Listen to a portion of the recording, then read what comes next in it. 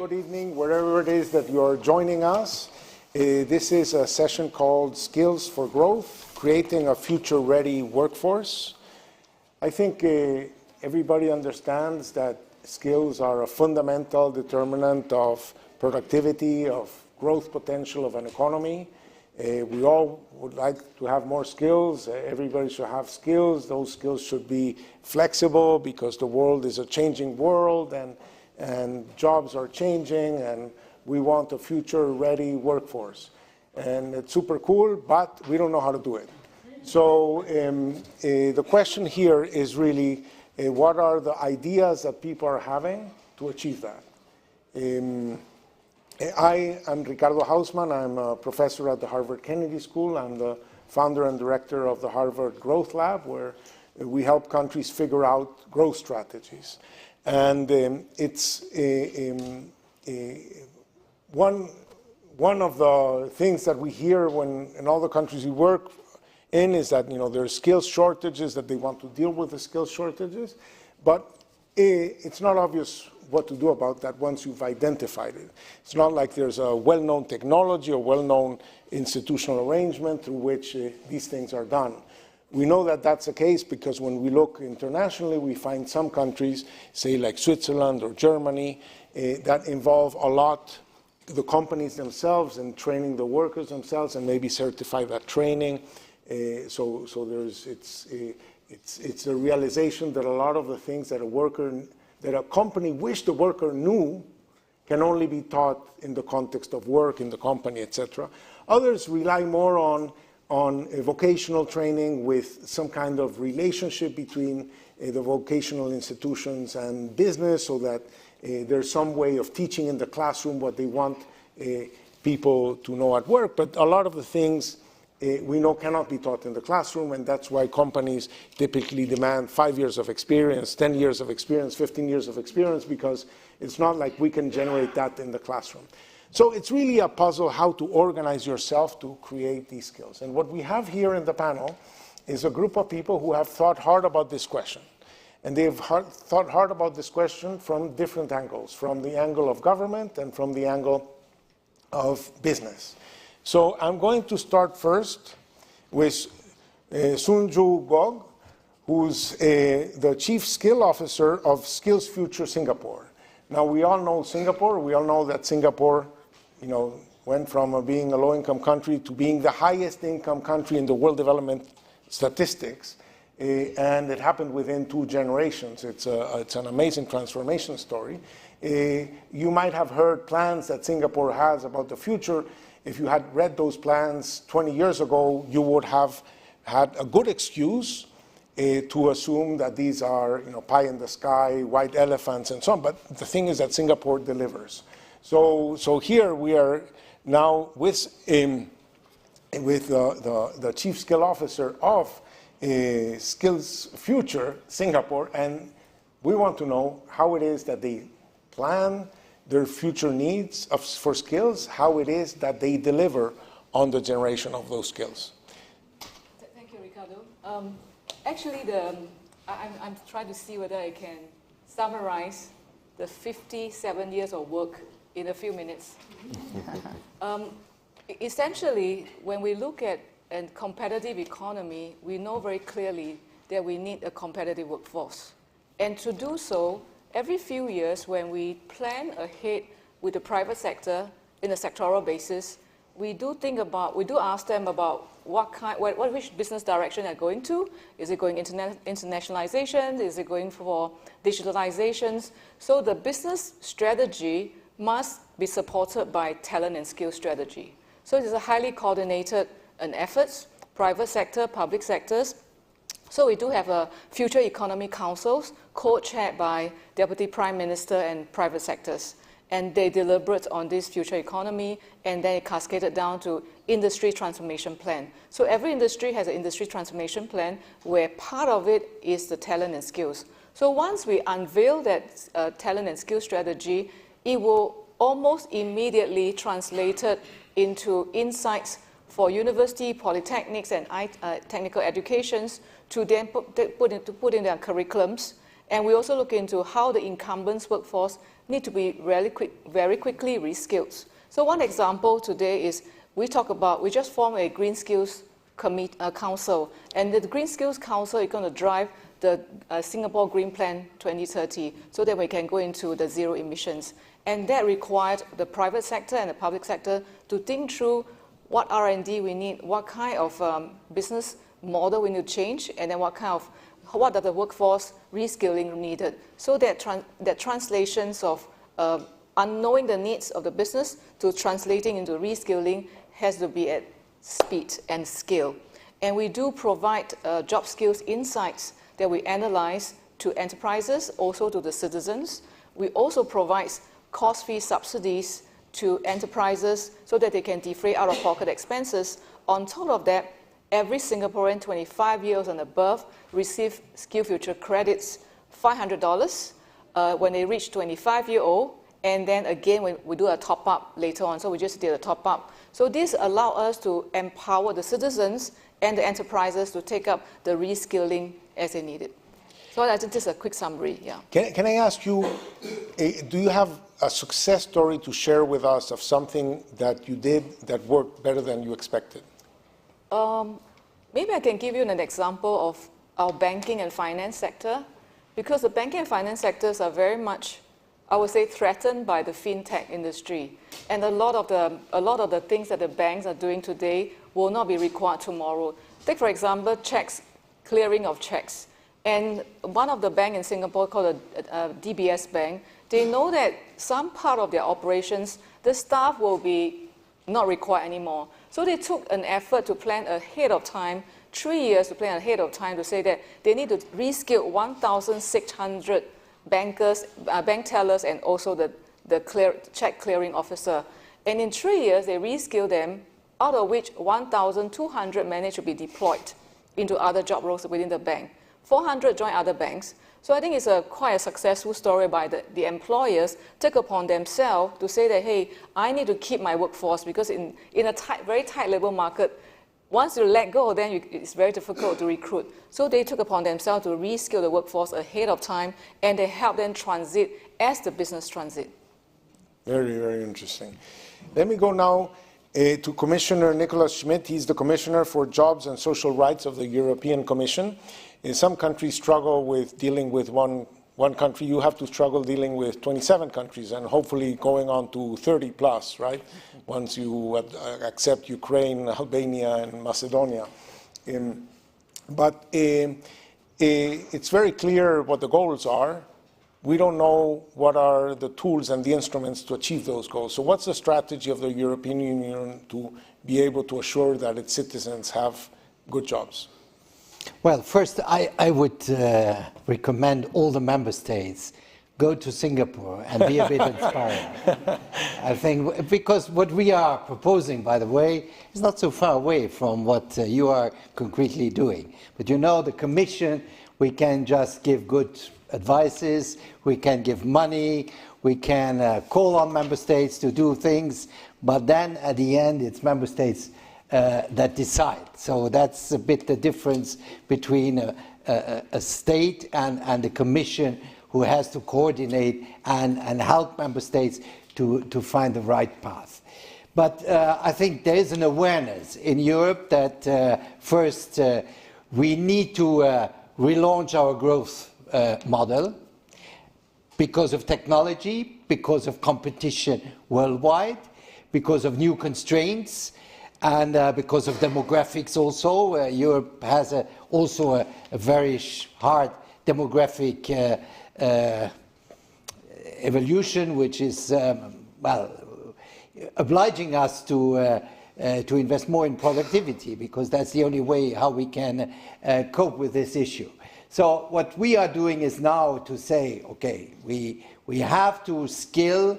First, we have to better educate. I think at the end, it starts with education. So I think rethinking our education systems. We are all speaking about what are the first new skills needed. And we find first skill, creative thinking, creativity. And you said this morning, I think, you looked after the book, How to Teach Creative Thinking. Yeah. Do our school systems teach kids creative thinking? I'm not so sure. So probably we have to start here, also by adapting our education systems in this direction. What are the needs? What are the major skills? Because with internet, you can have in half a second every information you need. Creative thinking is a bit more difficult. You need a bit more time, and you need also the way how to do it. So now we launched this Year of Skills, European Year of Skills, which has first as an objective to create a mindset for skills at all levels, not just states or governments. It's important. Governments have an important role to play. We heard that just now. But at the end, it's also about companies, and it is also about the individual. And we tried now, you have introduced this special credit. We call it the personal credit, or educational or training credit. Everybody should have this credit to invest for his own purpose, for his own career. We have a certain number of member states introducing that, not all of them. Some are more skeptical, but I think your case is a good argument for everybody to do so. And I think the transformation we are going through, especially also with green skills, with climate, shows also that there are a lot of opportunities. And what is important is now to give people the trust, because people are very often skeptical. When you tell somebody you have to be reskilled, not everybody says, well, that's fantastic, I waited just for that. No, it is the question you have to convince, and you have to show that being reskilled, being upskilled is a better opportunity. It's not just because you want to sack this person afterwards. Absolutely not, because otherwise you would not invest in this person. And this is something we want to develop now in order to sustain, change the growth model in Europe, and this can only be done through people at the end. Better skilled people, better educated people, and also better motivated people, precisely to be skilled and open to new skills and new knowledge. And let me ask a rejoinder. So we know the goals. You have the willingness to spend money. Yeah, can you tell us something about the mechanisms to transform money into skills? That is the production function of those skills. What is the best way to deploy those resources? Is it something that you're going to subcontract with us at university so that we teach something in the classroom? Is it something that has to involve more internally the processes of corporations so that they are able to use the fact that they have experienced people doing things to transfer that knowledge? How are you imagining that? Well, first, to give you an idea, we think more or less for the coming years to spend 65 billion euros on the broad reskilling or upskilling of Europe's working population or population. This is quite an important amount of money. Yeah. Now, this has to be spent by the member states, and the member states have to allocate to those who are performing the skills revolution. So it's about schools, it's about apprenticeships, developing new ways also how people can learn. So investing in vocational training. Here we are in a country when we have the good example of Singapore. Switzerland is a country without a lot of natural resources, and it is a highly performing industrial country, still industrial country, with high-tech developments. Why? Well, because they invested in a very convenient way how to skill people. That's about apprenticeships and vocational training. So this is taken by member states to invest, to modernize, to strengthen their vocational. Money has to go to universities, but also to companies who reskill their own. We have a transition. We are closing coal mines. What will we do with the coal mine workers? Well, you have what you did with the banks. We have to do it with the fossil using or emitting high carbon emitting industries. So these are money which can be used to reskill the workforce for new jobs and which are in the green or in digital or in other sectors. Thank you so much. So Deanna Jones is the Executive Vice President for People, Communications and Transformation at Baker Hughes Energy Services. Now, I don't know if you know, but Baker Hughes is a company that it does all really the hard part of the oil industry. They have to drill oil wherever oil happens to be. They have to manage these operations. These things explode very easily. So it's capital intensive. It's dangerous. And you have to generate the labor force that is able to perform that. And so, how have you been assuring the company that you can detect and attract and retain and form the skills that such a complex operation needs? So thank you. I appreciate getting the opportunity to be here this afternoon. So one of the things that I think I'll clarify, as an energy technology company, we do have those very remote locations where we're still in the process of working with hydrocarbons. And we have everything from that all the way to some of the ways that we're thinking about decarbonization of the energy systems, geothermal, hydrogen, CCUS. And so making sure that people who are coming into any part of that ecosystem can understand the ability to have a full career because of the skills being transferable. So when we put together teams to go out to those remote, very, very difficult locations, we've been doing a lot of work around multi-skilling so that we can put less and less people on site using digital tools to allow for remote. The pandemic allowed us, for example, we were pre-pandemic, about 50% of our customers were doing remote drilling, and post the pandemic, it's about 97%. So the adoption of technology, and the ability to actually, use individuals who are on site combined with people who are more remote and working in different ways is definitely something that we're focused on. But I think it comes down to identifying the activities that are going on in each of those areas, whether it's applied technology or manufacturing or engineering, bringing people into an existing ecosystem. So today, 81% of the world's energy is still coming out of fossil fuels, and giving them the ability to see how they can actually work on projects and do engineering and focus on how we actually decarbonize that ecosystem and actually move towards that cleaner and greener future that we're all looking for.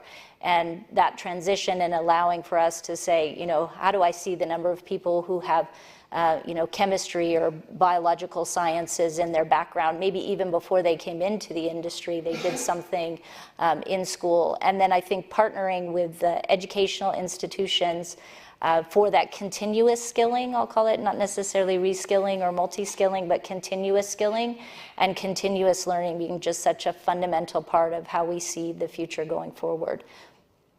But let me send you a rejoinder. So, you hire somebody.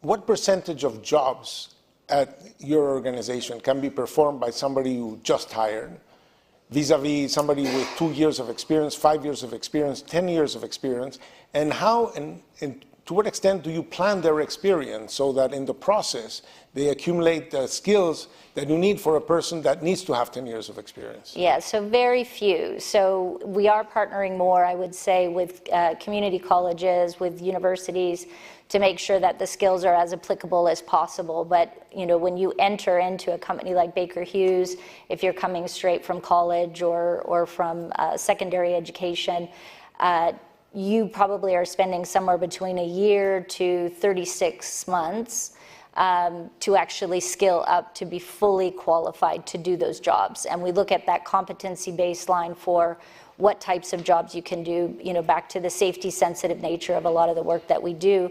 Our customers require a lot of certification and clarification that the people who are on site are qualified to do those jobs so that we don't end up with health and safety issues. So in some sense, you have an internal training agency yourself. Yes, we do. Absolutely. We have an internal training agency, the apprenticeship model. We use that in a number of different locations. So we use a multitude of different things to actually continue to skill those talents that are coming out of campus. Excellent. Mohammad Aurangzeb is the president and CEO of Habib Bank, which is the largest bank in Pakistan. He started his financial career in Wall Street, moved on to Singapore actually before going back to Pakistan some 5 years ago. And you run an organization with 22,000 people. You must have internally a lot of headaches in making sure that your organization has, that those 22,000 people have the skills needed for the organization to perform. And you've been thinking about how can Pakistan more broadly also make sure that other organizations have the skills that they need. Why don't you share us your views? Yeah, thank you, Ricardo. So, having lived in Singapore, 90% of strategy is execution, and no one does it better than Singapore. But let's move to emerging market, an underdeveloped country. And, we have a population of 230 million people, unfortunately, still growing at the rate that we are growing. The youth bulge, ages between 19 to 25, I mean, it's close to 40%, unemployment rate of 14%. If you talk about youth bulge, it's actually double of that. So all of this is a crying rally for a national upskilling, reskilling, new skilling emergency. You look at the flip side of it. We've just heard Singapore, we just heard the commissioner, billions of dollars, a lot of money being thrown at it. The government does not have the fiscal space. 4% of the federal spending is on education, health, and social protection in general. So, broadly speaking, private sector has no choice but to step up in terms of taking this whole discussion forward. And that's where I think more recently, the Accelerator program in conjunction with the World Economic Forum, came in very handy, where we did have co-chairs of the public sector, which is sort of the government ministers, but it's really the co-chairs of the private sector, which took ownership and ownership end-to-end in terms of designing, defining the roles that we need for the industry as we go forward, and then, quite frankly, also funding it, because we don't have the luxury of asking the government for subsidies. So it's early days. We have, some proof of concept in terms of, the roles that we have identified, the sectors which are aligned with the priorities of the country, which are there, and we are just moving in that direction in terms of now scaling it up. Very good. And can you share with us some experience of these pilots that you've been running? Is there sort of like some clear signs that this is going to work out? Yeah, I mean, I think the digital transformation, right? I mean, it's a known thing now that everyone talks about during the COVID period, right? The decades where nothing happens, and then there are weeks in which decades happen, and that's what happened with the digital transformation. That sort of accelerated the journey in terms of especially the youth taking it, in their own control. We now have roughly 4.5 million freelancers in the country. So that puts us sort of fourth in the world from that perspective. Now, the flip side of that is obviously cyber. And that's where, as HBL, we piloted the program with cybersecurity. About 16 banks participated in that. So it's not about HBL, it's just about seeing how can we supply those resources to the industry. Roughly 70% graduated.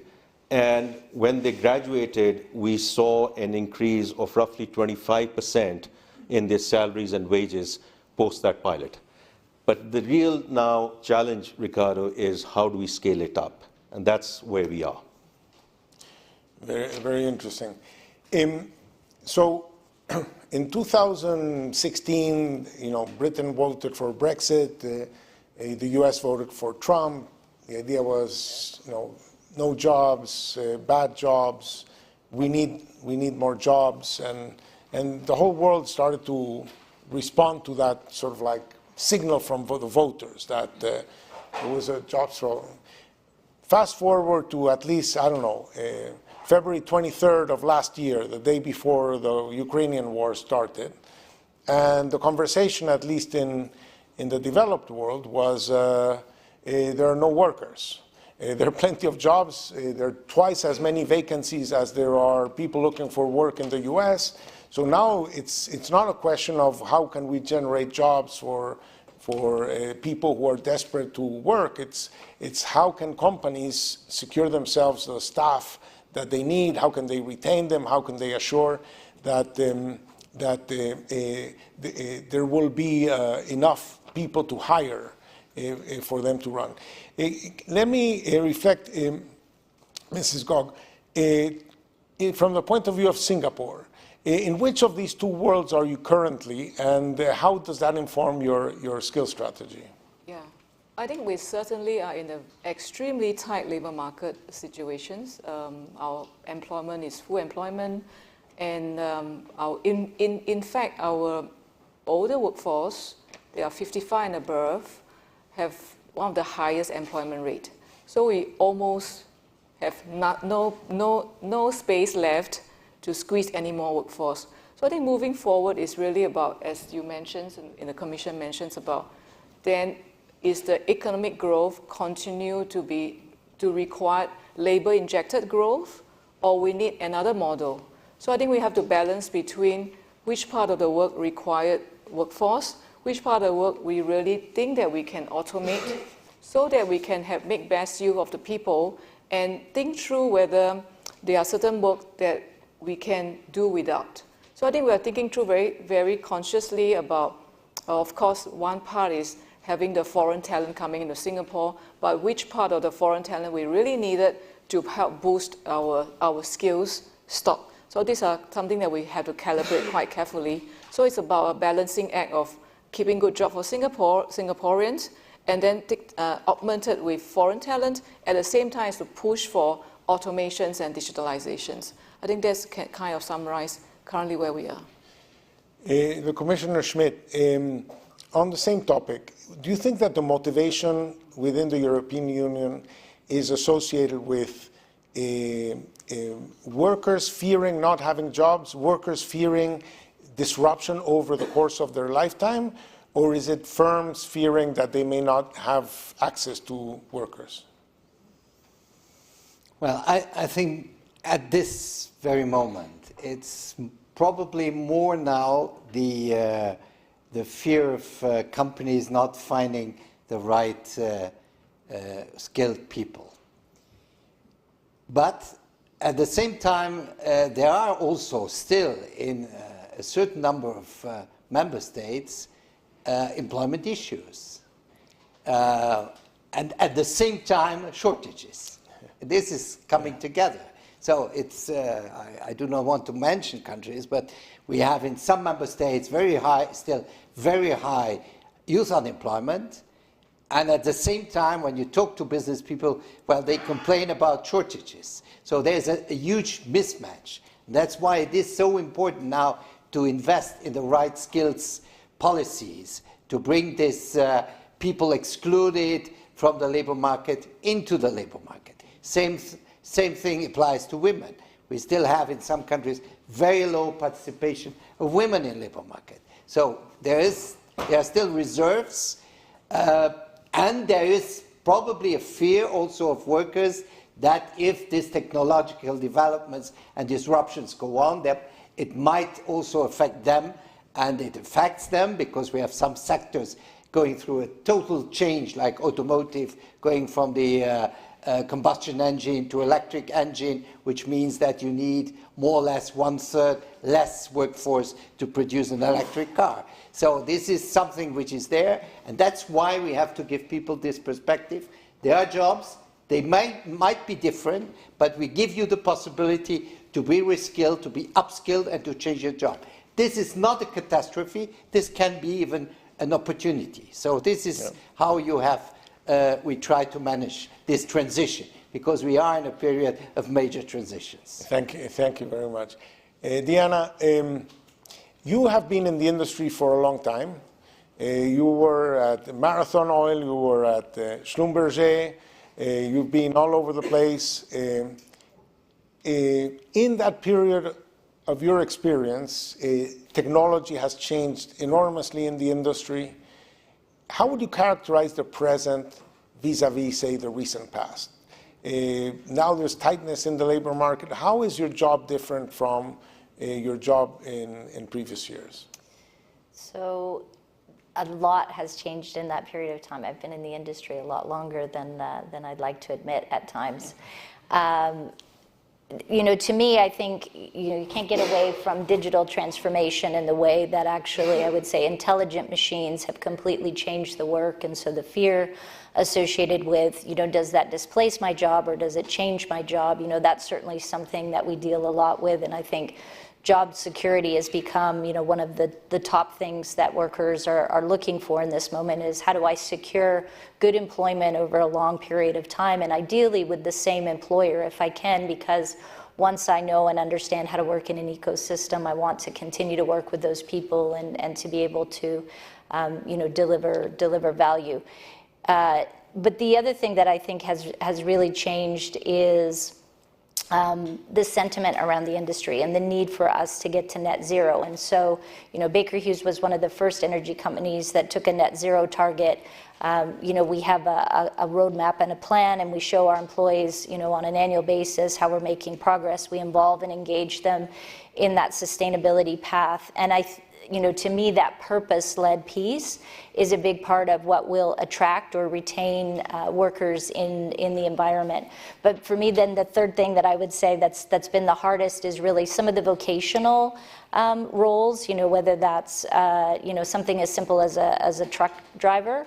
We see very few people who want to go into that. And will that change over time with autonomous vehicles? Is that something that would completely change the need for those types of jobs out into the future? But that balance between highly skilled and highly technical talent, and then very vocational, more trades-oriented talent, and making sure we get the balance there, and certainly a balance from a diversity standpoint. So how do you attract women really into those STEM roles? How do you make sure that they also consider some of those manufacturing or vocational roles that allow them to have, very highly paid and highly skilled jobs out over a long period of time. And then for me, the last thing is really the mobility of talent. So it's always been a global industry. We operate in 120 countries around the globe. Getting to that skill level requires us to move talent around to where they can work on mature projects or with, the right people to mentor and coach and guide them.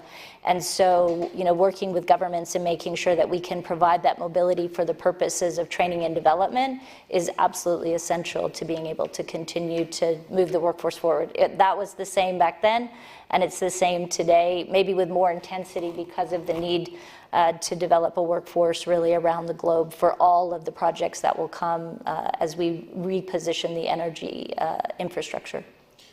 Let me go back to you again.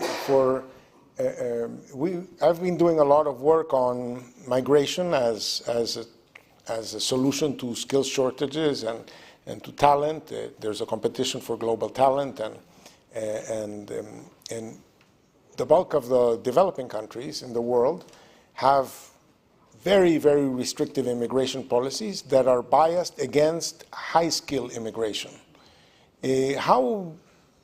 Tell us a little bit about your experience in working in developing countries and trying to move talent Is it, can you find ways around, or is it a major headache? You can, but it can be, I think, a bit challenging. I think you have to work at the initiation of the project or whatever you're doing. I think when we do that and we're working very closely with the governments, with the partnerships that we have, then it's seamless. They understand the need to bring in highly skilled workers for a period of time so that we can actually grow and develop local talent, and that we then also partner to make sure that local talent is coming out into some of the more developed countries, so that they're having the opportunity to learn quicker in places and then come back with those skills.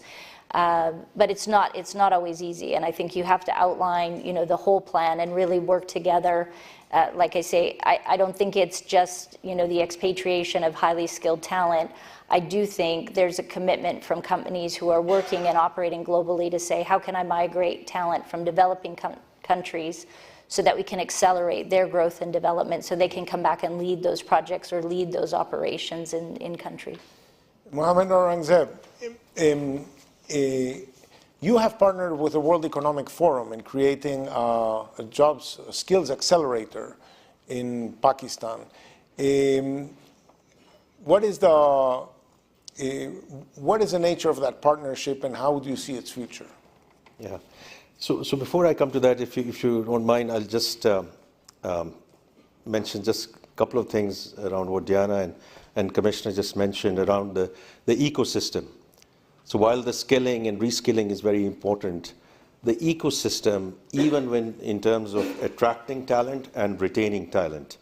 And my now working, whether it was for JP Morgan or HBL, when it comes to Gen Z and millennials, it doesn't matter.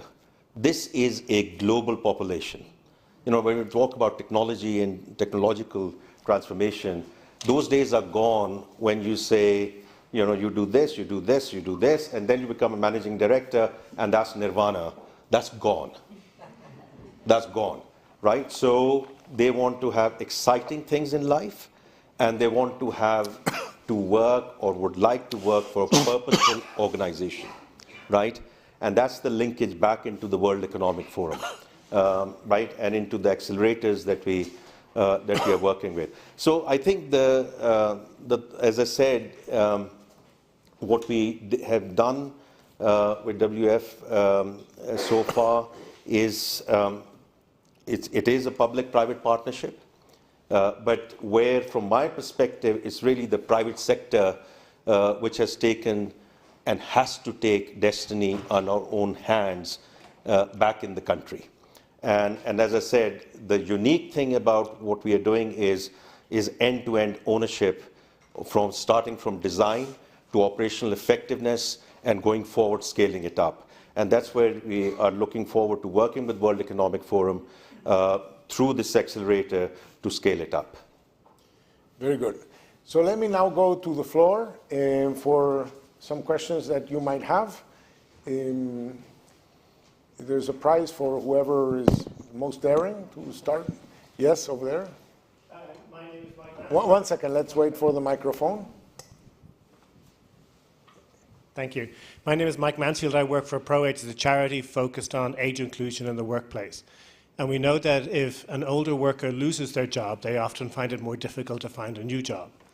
And I was wondering if the panel, or you, Professor Espen, you had any best practices or ideas in terms of what companies or organizations could do to make sure that older workers, A, retain the skills they have so they don't lose the job in the first place, but maybe make sure that they're more employable going forward.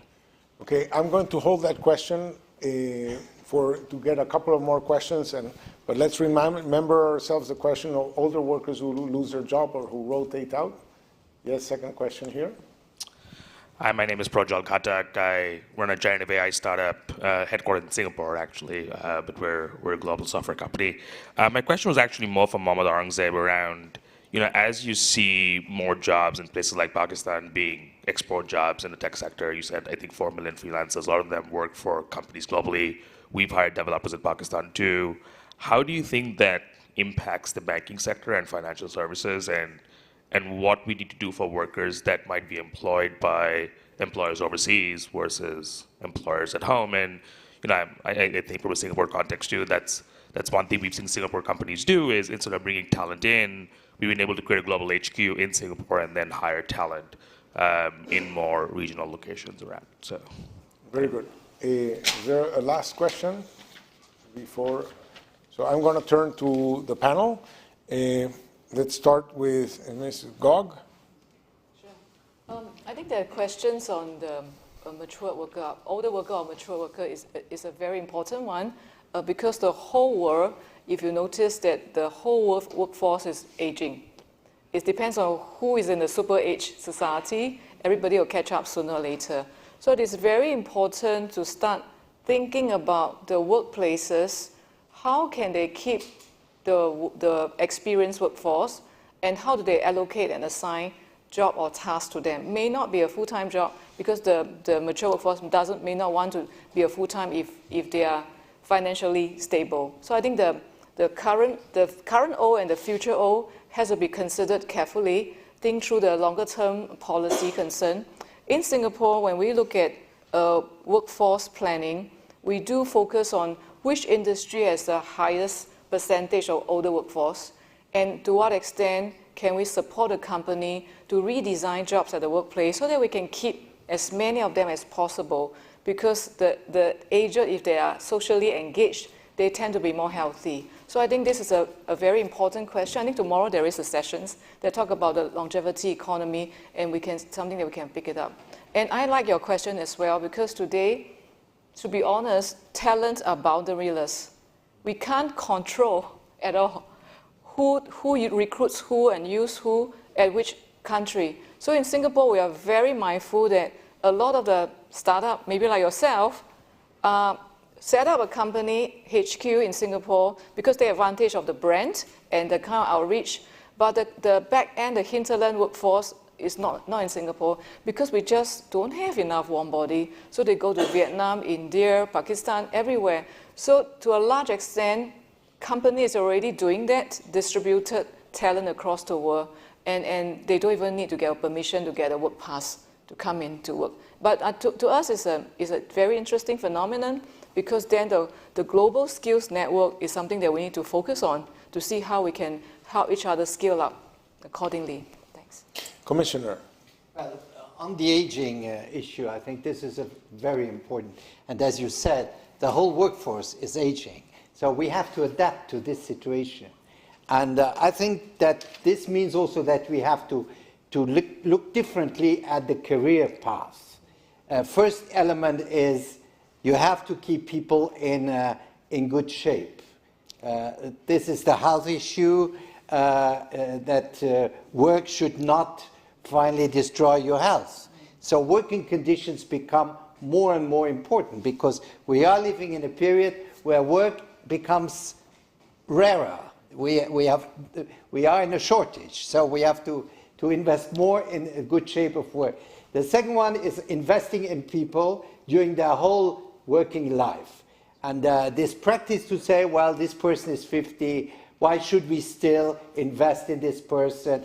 This person will retire. This is wrong. So we have really to invest in people up to, and also then the transition from work into pension, I think, should be organized differently, much smoother, in a smoother way. So I think this is also a new view we have to keep on working age. Diana?